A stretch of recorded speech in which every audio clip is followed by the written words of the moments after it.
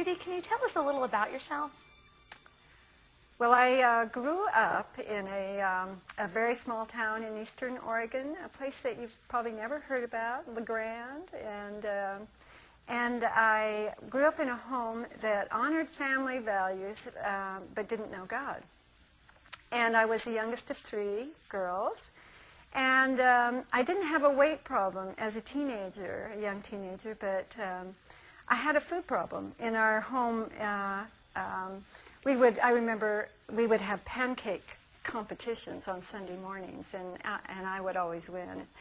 And food was love, and my parents lived through the Depressions, and it was a measure of being a good supporter and a measure of motherhood to provide 3 square meals a day. And I remember that my father would come home for lunch, and we would come home for lunch, and so 3 square meals a day, it was that indeed.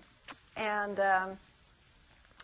then I went away to, after I finished high school, I went away to college, and I started out in nursing, and then changed my major to dental hygiene, and went to school in Portland, Oregon.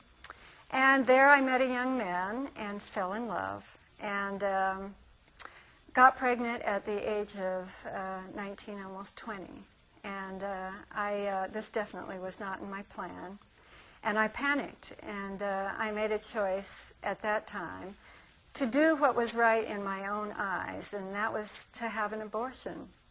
And it was a decision that was really a selfish decision, and it was a decision that was filled with a lot of shame. And because of my shame, I kept it a secret from my parents.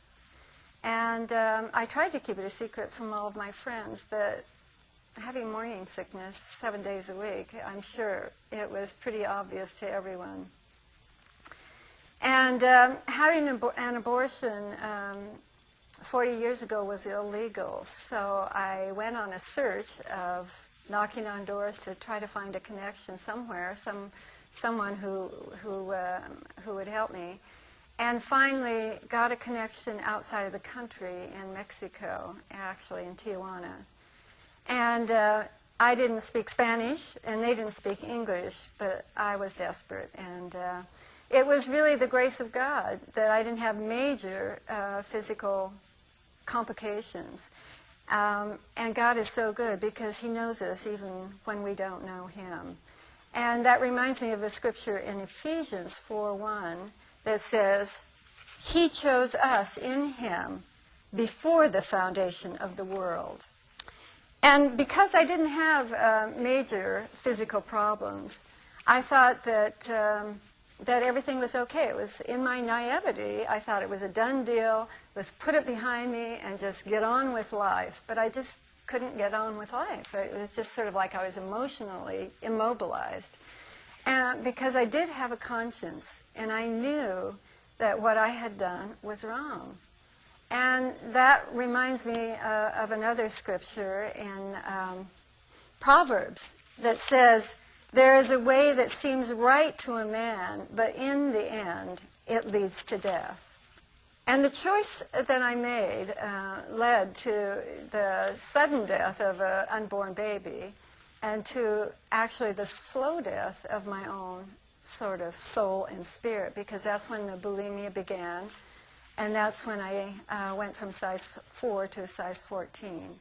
And I got mixed up with the wrong crowd and got into drugs and alcohol and a very fast-lane lifestyle, promiscuity, and I really sunk into a very dark pit of despair.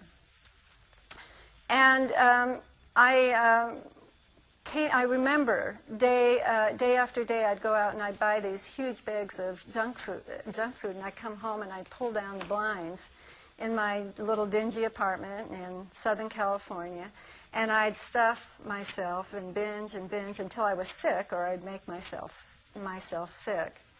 And this went on year after year until I just couldn't face another day of binging and purging and all the self-loathing that went along with it. And I just came to the place where I was serious about suicide.